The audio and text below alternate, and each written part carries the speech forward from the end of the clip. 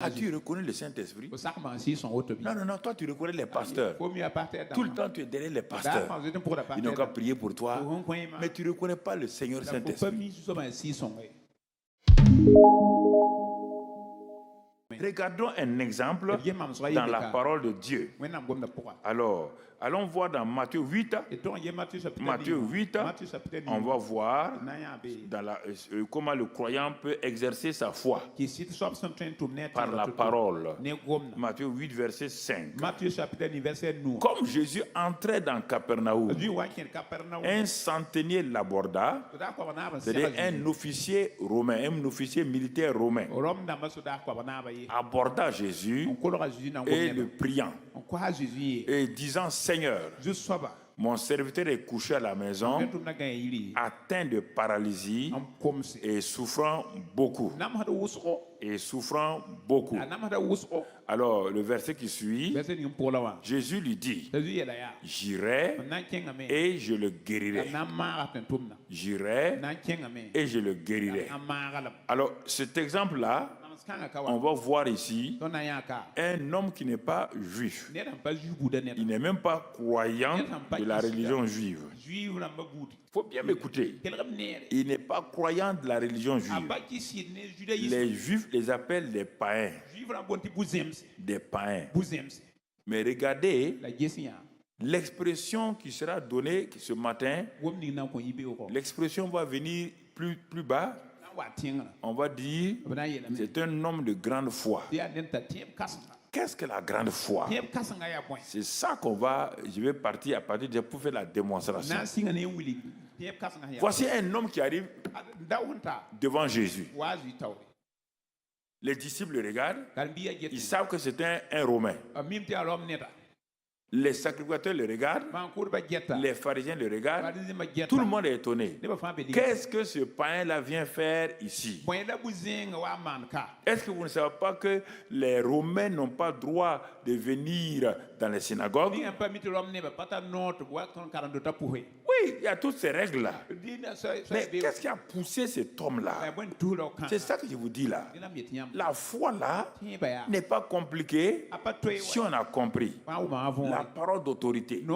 Si on comprend ça, cet homme-là est un militaire. Il connaît l'autorité, la parole d'autorité. Il connaît ça. Tout policier, gendarme, militaire connaissent la parole d'autorité. On leur a appris ça, on ne s'amuse pas avec ça. Dans l'armée, on ne s'amuse pas, dans la police ni dans la gendarmerie, on ne s'amuse pas avec la parole d'autorité. Ah, ça peut te coûter cher. La parole d'autorité est la parole d'autorité. Et c'est ça qu'on utilise dans l'armée pour diriger les gens. Un petit capitaine, il a 1m65, 55. Voici un sergent de 1m95. Quand le capitaine parle, la parole d'autorité, l'autre l'a dit oui. C'est ça qui va faire la grande foi. Ah, la grande foi, c'est pas, on n'est pas dit prier. Non. C'est la manière dont vous vous exprimez. La manière dont vous vous exprimez. Pour vous positionner, pour vous élever parmi des officiers spirituels de haut niveau. Voici donc un homme qui vient, un païen. Les gens le méprisent. C'est ça souvent que les chrétiens font. Quand ils voient quelqu'un, ils le méprisent. Il vient, bon, à la fin, comme il est officier, et comme c'est lui qui dirige Israël, parce que n'oubliez pas, c'est César qui commandait. César avait envahi. César était le colonisateur. Donc, on oublie de lui laisser la place. Il va à Jésus directement. Il dit Seigneur. Mais demande à n'importe quel soldat policier quoi là. Quand il veut saluer là, c'est un officier. Quand il dit Seigneur, ça veut dire quoi? Mon général. Oui ou non? Ou bien toi, tu étais ancien militaire, non? Ancien gendarme. Quand tu partais voir le colonel, là, tu disais, hé, mon ami.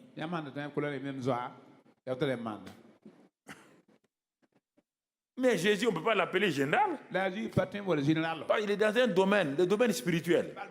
Et dans le domaine spirituel, le mot attribué aux généraux, là, c'est le mot Seigneur. Quand il arrive, il dit, mon Seigneur. Il reconnaît. Mais est-ce que tu reconnais le Saint-Esprit comme Seigneur? On dit le Seigneur Saint-Esprit.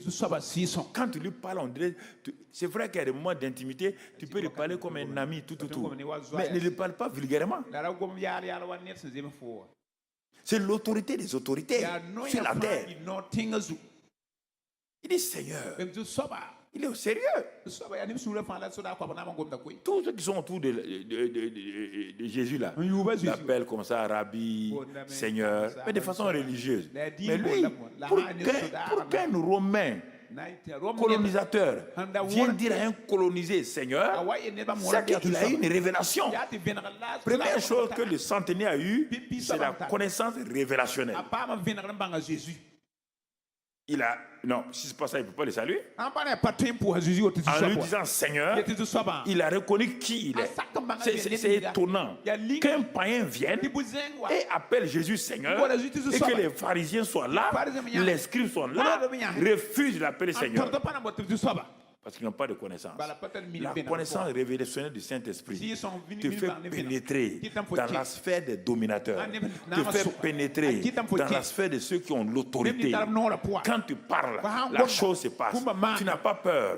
Tu dis, quelle que soit la personne qui est devant toi, quelle que soit la personne, si elle s'amuse avec toi, tu parles et la personne disparaît. Tu parles et la chose s'accomplit. C'est pourquoi je suis dans mon autorité. Je suis une autorité spirituelle. Je suis un général de l'armée de Dieu, mon ami. Va t'amuser avec moi. Ah non, sinon je règle ton problème. Je t'envoie directement par mes paroles, t'envoie en enfer. Ceux qui m'écoutent là, écoutez-moi. Va jouer avec moi. Chacun dans son domaine. Oui ou non?